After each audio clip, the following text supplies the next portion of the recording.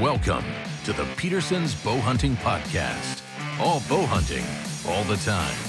Now, here's your host, Associate Editor, Mark Dempko.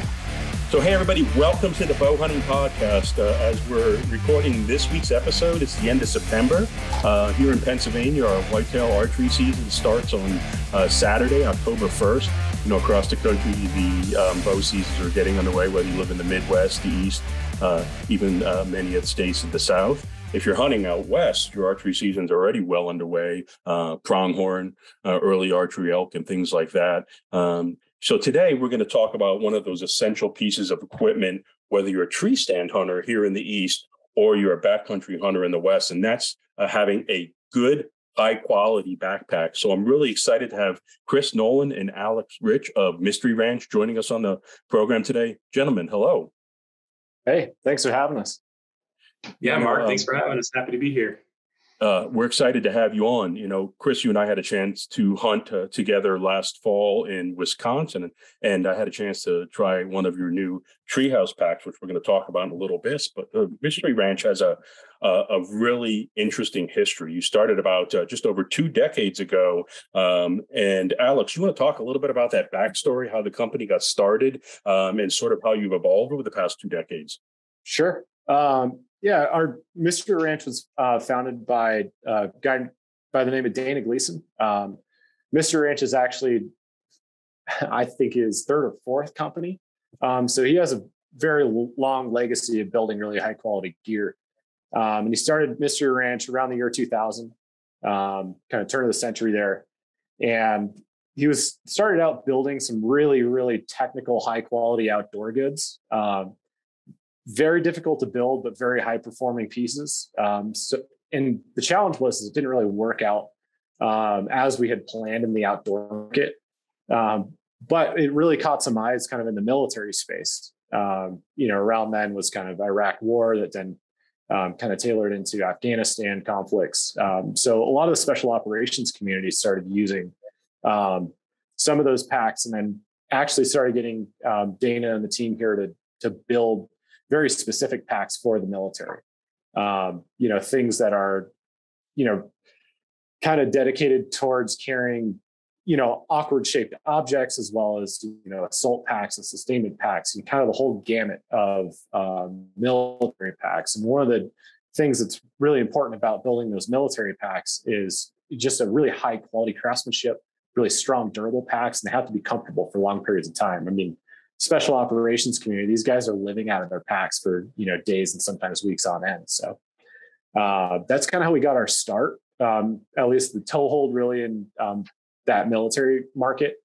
And then that business kind of snowballed into some work in the wildland firefighting business. And then kind of those two together really gave us the platform to reevaluate our entrance into the outdoor space and then into hunting as well. Yeah, now the first thing that comes to my mind is, and having a chance to hunt with the Treehouse Pack last year, was the high quality from the fabric to, we're going to talk about this pack in a little bit. I don't want to jump the gun, but for the size of it, the depth was absolutely incredible. I'm a guy that likes to hunt with, I'd rather have too much room than not enough room. And the way this pack was built with all the different access points and things like that was absolutely incredible. So for anybody who hunts with a Mystery Ranch pack, about the high quality. Where I'm going with that is, what did you take from the military packs and things like that and bring back into the outdoor world? Yeah, so definitely things that we took from that military space was obviously the craftsmanship, the quality, also kind of functionality and usability. There's a lot of things in a combat situation that need to be accessed very rapidly. Different things need to be at hand, for quick access.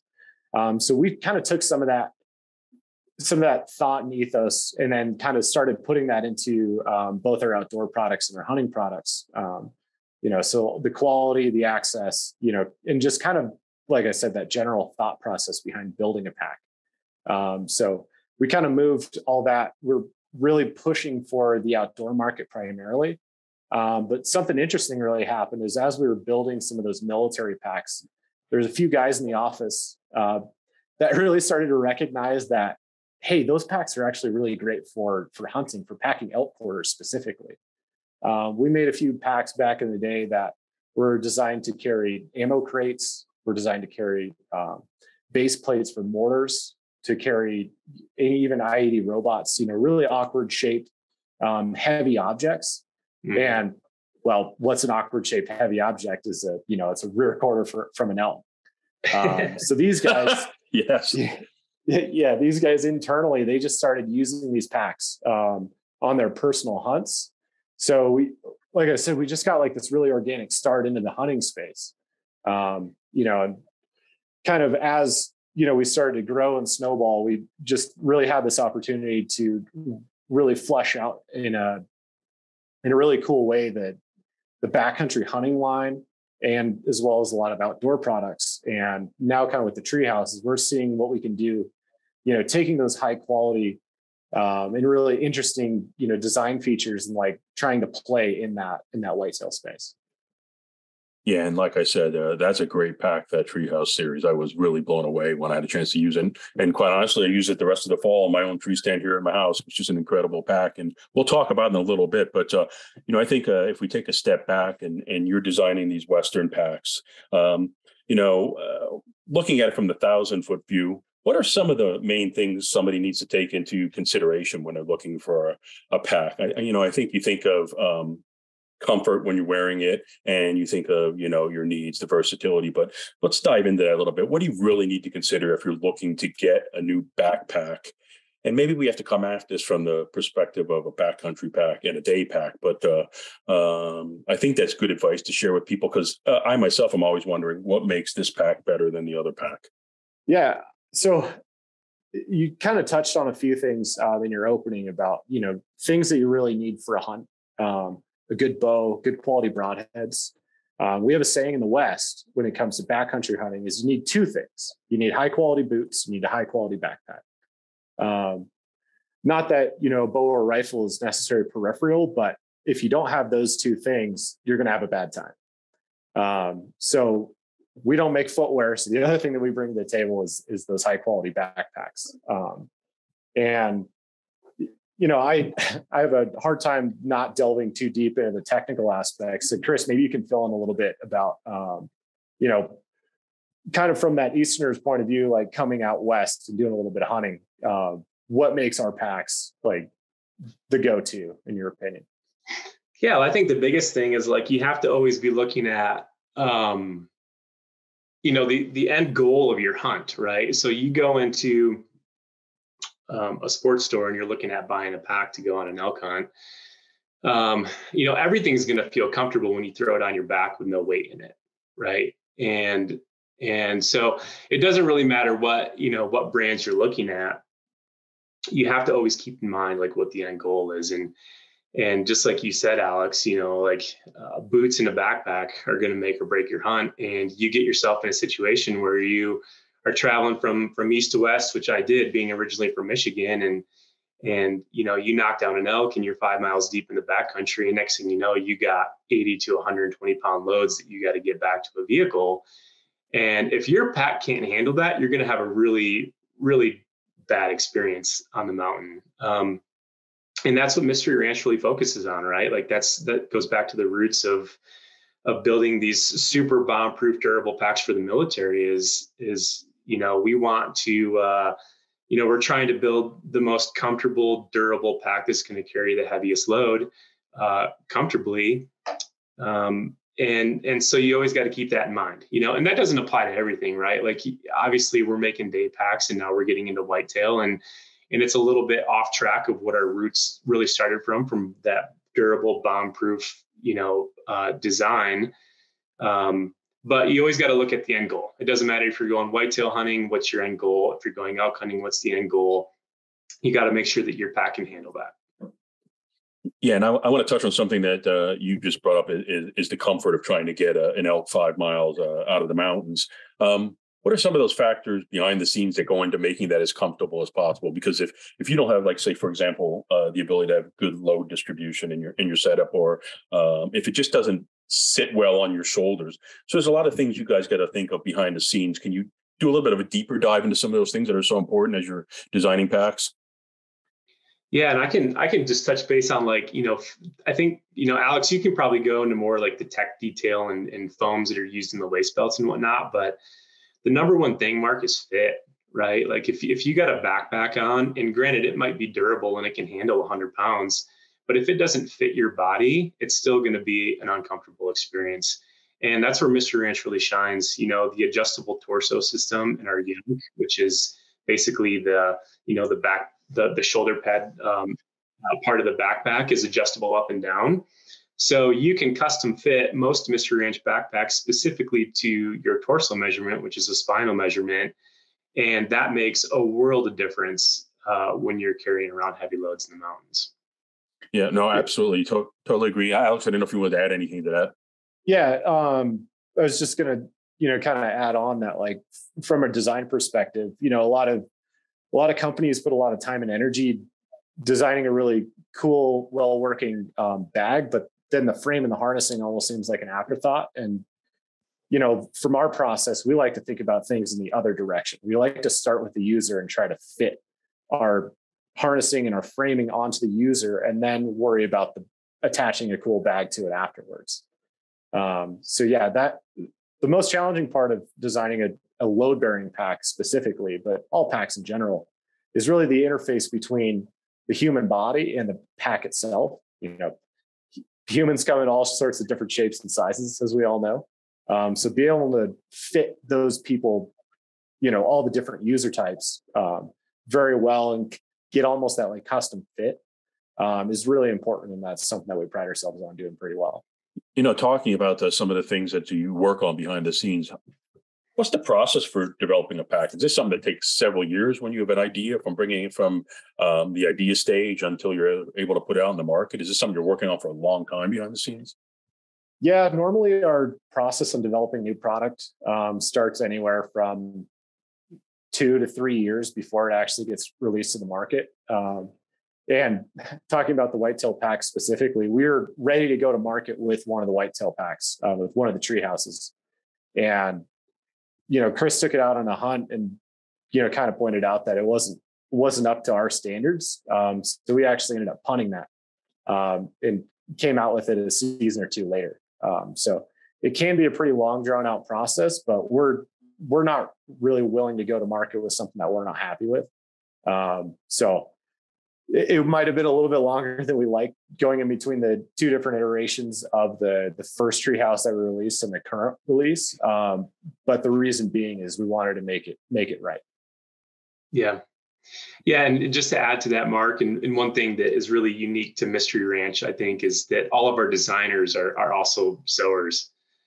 So the original designs that, our product team is coming up with are actually being sewn in, right at Mystery Ranch. And I mean, I can't tell you how many times over the years Alex has walked up to my desk and he just throws a pack at me or throw a new accessory at me. And he's like, I just sewed this thing up. Go take it for a walk. Let me know what you think, and we're not sitting on, CAD programs and designing something on a computer and then sending it off to get sewn up and then back for, prototyping and testing. And we're doing a lot of that in-house. And I think it does give us an advantage and also helps us, really fine tune, to the user needs, right? Because we can prototype and design quicker, being able to sew in-house.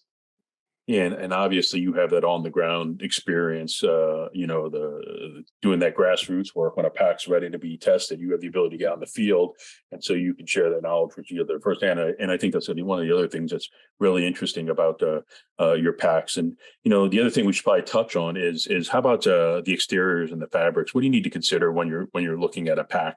And I'll give you an example. When I was using that Treehouse pack, I was impressed at how quiet that pack was. Everybody tries to make a quiet pack, but you had some kind of I don't want to call it like soft fleece polyester fabric, but it was actually rather quiet. And it's really important in the deer woods where everything seems amplified, at least to the deer. So I noticed that right away. Yeah. So normally any fabric that we're going to use gets vetted through a pretty rigorous battery of tests, puncture, abrasion, tear, hydrostatic testing. So trying to force water through the fabric and see how much pressure it can take before it starts to leak. So we do that with every fabric that we use on any pack, no matter military, fire, outdoor, or hunting pack. So that's kind of where we always start, is we find cool fabrics, we put them through a battery of tests, and then make sure that they're up to our standards before we even think about putting it on a product. And the material that we use for the whitetail pack it's really interesting because it's actually a bonded mesh. So one of the things that's really neat about it is the reason it is so quiet is because the fibers are actually, I believe it was like 0.5 mil long or 1 mil long. So there's actually like these long, hairy fibers that exist on the outside of the pack that really help dampen any noise. Just like a wool or fleece or, even hair on an animal that would really dampen any noises they're going through brush. So we were trying to take that same approach. But then using long fiber materials, you're also, looking at different issues that we run into as far as like, does it collect burrs? Does it get heavy when it's wet? Some of these other outstanding things. So I know there's a couple companies that'll use like a fleece fabric. Mm-hmm. And one of the issues that we all know with, fleece type things is if you walk through a stand of brush, you're going to come out, just covered in burrs. So one of the reasons that we chose the fabric that we did is all the fibers are straight. They're not napped. So as you're walking through burrs, the fabric might pick some up, but since the fibers are straight, you can just kind of comb them right off. Yeah. So that was one of the huge advantages of going with the material that we did. The second one is noise. That was a huge priority. We had experimented with some other materials prior to this that they weren't quite enough. And it's always a delicate balance, kind of talking about that battery of tests that I touched on earlier is a lot of fabrics that are quote unquote quiet fabrics tend to be brushed materials. So you could take a normal polyester or nylon fabric and then at the factory level, they'll actually abrade that material to get it to be a little fuzzy. And that's where the term brush comes from. So we've experimented with some of those fabrics, but then putting that through our battery of tests, it's like, well, you're taking a perfectly good fabric and you're abrading it right off the bat. Mm-hmm.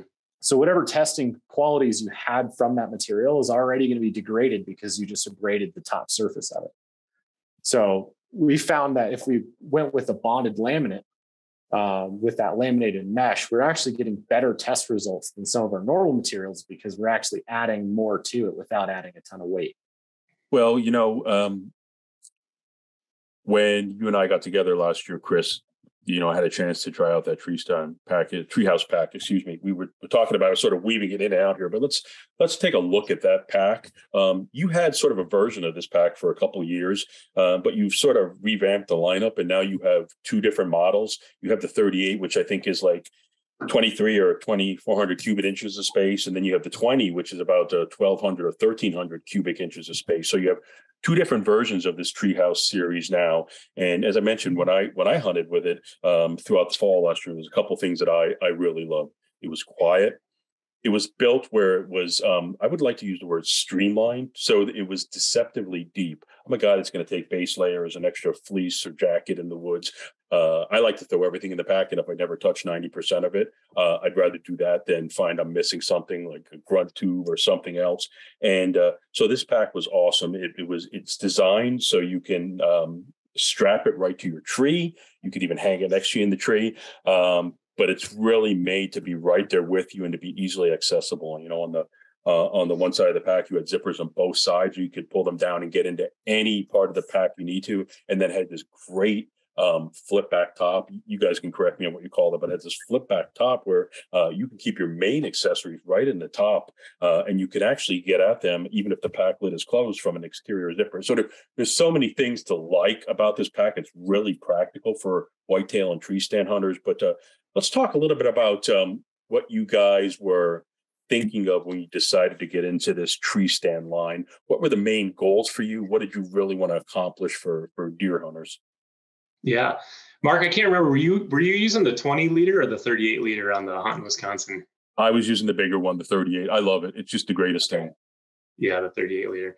Yeah, I mean, the original version, Alex, was it was a 30-liter bag before we launched the new tree houses. And, it was a Cordura fabric. It was our first attempt at, diving into the whitetail market.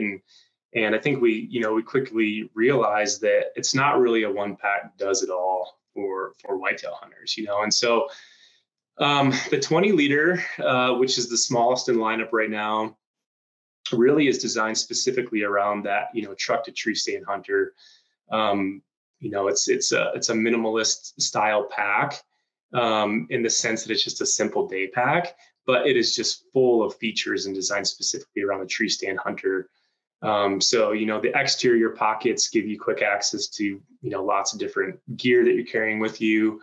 The flip top lid that opens away from the tree is one of my favorite features, so whether you have your pack hung up on the tree, on just, some sort of tree step or an accessory hanger, or you're using the strap that's designed to go around the tree.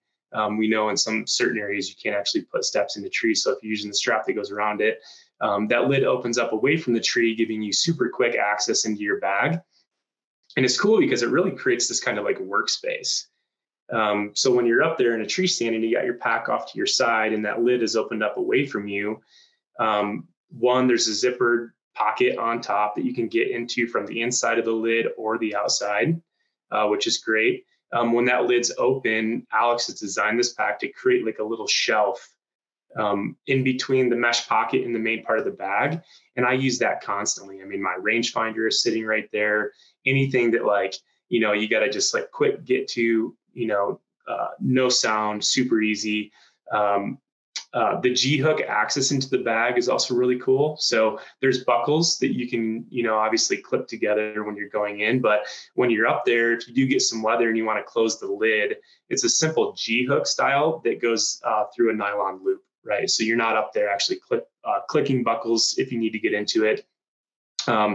And then when you're in the actual bag, I mean, all the features are up high and easy to get, right? So all the pockets are going to be designed kind of around the top of the bag. And most of them are just simple, like cinch style that you can reach into. There is a zipper pocket as well for securing gear, but it's great when you're up there and you've got an extra beanie, you've got some snacks, you got grunt tube, you've got anything that you're going to need quick access to in a tree stand. So, but that 20-liter, super small, great for that truck to tree stand, and then the 38-liter is basically a very similar design, but it's quite a bit bigger, obviously. And it has zipper access into the outside of the bag as well, which is different between the 20-liter or different from the 20-liter. And when you unzip it, there's two stays that Alex designed to keep the bag when it's on the tree stand. It'll open up, but it's not the back part of the bag isn't going to fall all the way down and dump all your gear on the ground, which is really important, right? So both of these bags have external compression, and so if you're early season or quick access, the 20-liter is perfect. If you're doing going in, you're walking in a mile, right? You don't want to sweat walking into your tree stand, and you need more space. You're going to load up the 38-liter with your whole hunting system. If you're going deep in on public land, the external compression straps are great because you can carry saddle systems with them. You can attach, I've carried my Lone Wolf tree stand on the back and had climbing sticks on the side and been able to walk in long distances and carry my entire hunting system and a tree stand with me on the way in. So the 38-2 is also something to note, is even just in the testing stages, and a few of my friends that have used it, camera, gear, and people who are filming hunts and doing that, the 38-liter is great. It's more of a big boxy shape. Two really kind of, similar designs, but two different functions really between the 20-liter and the 38-liter. Yeah, and I have to touch on that 38 That pack is very spacious, and in my role, I take a camera in a lot, and so you're really able to get a lot in there, from your accessories to your extra clothing. Like you said, I like to walk in the tree stand, and then I'll put my clothes on so that I'm not all perspired and things like that, and then I can still get my camera and my lenses and things like that. And it was just an impressive pack from top to bottom. And that flip open top, I just want to mention to everybody, there are no zippers on that. So it's really, it's like the easiest thing I've ever seen to access. You flip that lid open, or you can come in right by when the zipper, and I'll keep my rangefinder in there, my gloves and things like that, a grunt tube that I need right at my fingertips. I don't like to stuff all my pockets all the time on my jacket with stuff. So that's great. And that streamlined shape of the pack really makes it easy to fit with you in the stand when you have a pretty confined space. So well done on that pack. Yeah, thank you. Now, Alex, what are some of the other things that you were considering as you were putting that pack together behind the scenes? What went into the design of that? Because it is different than a lot of the packs that are on the market right now. Yeah, so it's kind of interesting. One of the places that we kind of get a lot of inspiration from is certainly other packs that are on the market, but kind of feedback that we get from customers on what other people or what we're doing wrong, on their packs or their carry systems or how they're organizing their gear. And a lot of whitetail packs that are on the market kind of are your normal book bag, panel loading style backpack, which tend to slouch. They tend to, kind of relegate most of your gear towards the bottom. And a lot of the extra pockets that you have, you might get one pocket on top, but most of the pockets are down low.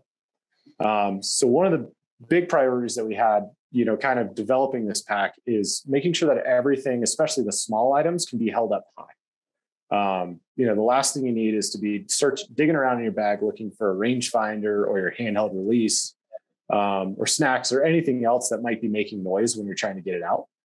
Especially if you're having a deer come in close to the stand, you want to be able to access that stuff quietly and easily. So that was one of the big things, is like, hey, how do we get all of your gear up high, so you're not rooting through your bag trying to find the gear that you need. The other thing too is a lot of packs, the guys are using in tree stands tend to be once hung rather formless. So if you opened up a zipper or opened up a pocket, the pocket would end up caving in on itself. So you're kind of fighting that extra fabric getting into the inside of your pack. So that's why we went to more of a rigid box style construction, where the back panel, the side panels, and the bottom are all foamed out. So that way, like, the sides stay erect and rigid, the back stays rigid. So you're not fighting the pack trying to get to the inside of it. Everything just like stands tall and neat, and just really organizes your gear in a really, what I hope is a very thought out, organized way to access everything. You didn't realize it, but you were actually thinking of me when you designed this pack. Because talking about the more traditional packs, I would open it thinking for one thing, and it'd knock 6 other things to the ground. And you sit up there going like this.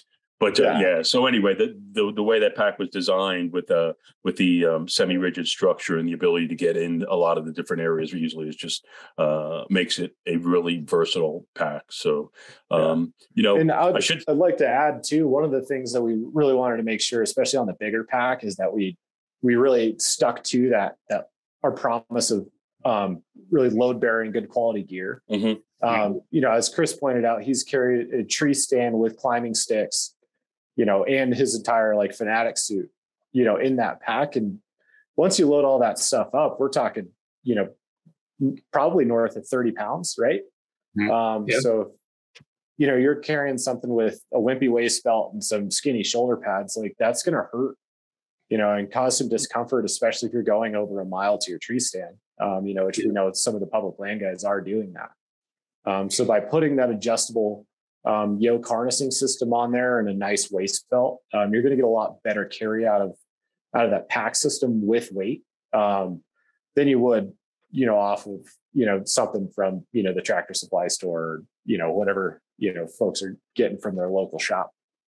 Yeah, that's one thing we didn't know originally. And Alex was just touching on, the 38 has, full adjustable harnessing, designed for load bearing. And the 20 liter is just a fixed shoulder strap style bag. There's no waist belt on the 20 liter. Yeah. And since we're talking about, go ahead. Oh, I just wanted to point out that like, even with our fixed harnessing bags, we still put like really nice foam in the shoulder pads, and the framing technology that we put on the inside of the pack is also very robust. So even though the harnessing isn't adjustable, you still get a really comfortable carry. Now we're talking about these packs. What are the dimensions? What are the weights of each pack? We should probably share that with everybody as well. Sure. I've got it right in front of me here, Alex. So the 20 liter we have listed at 2.8 pounds, and it's 1,275 cubic inches. And the dimensions are 20.5 inches by 10.5 inches by 11 inches. And the 38 liter is coming in at 4.5 pounds. It's 2,370 cubic inches. And the dimensions are 23.25 by 13 by 12.25 inches. Yeah, and thank you for that. And so for everybody who's listening, you can check these out at mysteryranch.com. Go on the website. They have a great website, easy to navigate. You have a diverse array of packs that we've been talking, from backcountry packs to this newer whitetail series. But before we let you go, I don't know if you guys can share anything, but what's on the horizon for Mystery Ranch? Can you give us a little preview of what you might be working on for next year, if anything? Nothing but cool stuff, Mark. So with the new textile development that we have on the Treehouse packs, we're looking at putting that on a couple other pieces. That'll probably be coming out next fall, I believe it is. So definitely keep your eyes peeled for those coming out. And some of those things are just really going to complement, the line that we currently have, and, really kind of target some of those more very specific users that have like one specific way they want to hunt. And I think some of these packs that we're going to put out there are going to be really cool for those guys. Yeah. Well, I'm excited to see what you guys are going to roll out, because as we know, everything you put out is high quality, and it's really adaptable across many hunting situations. And so, before we let you go, is there anything else you wanted to add? We've covered a lot as far as what you look for if you're buying a pack. We've talked about the new Treehouse series. Anything else you want to touch on before we wrap up today?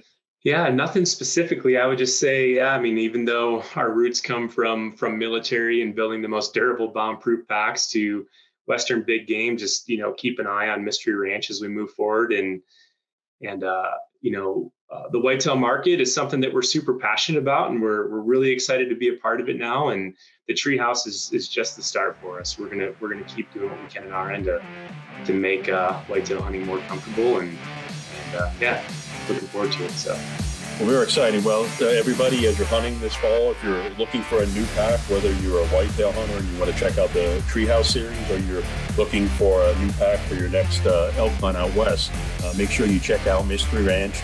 And good luck as everybody's out hunting this fall. We'll see you next time on the Bowhunting Podcast. Thanks for downloading the Petersen's Bowhunting Podcast. All bowhunting, all the time. Pick up the latest issue of Petersen's Bowhunting magazine on your local newsstand, or connect with us online at bowhuntingmag.com.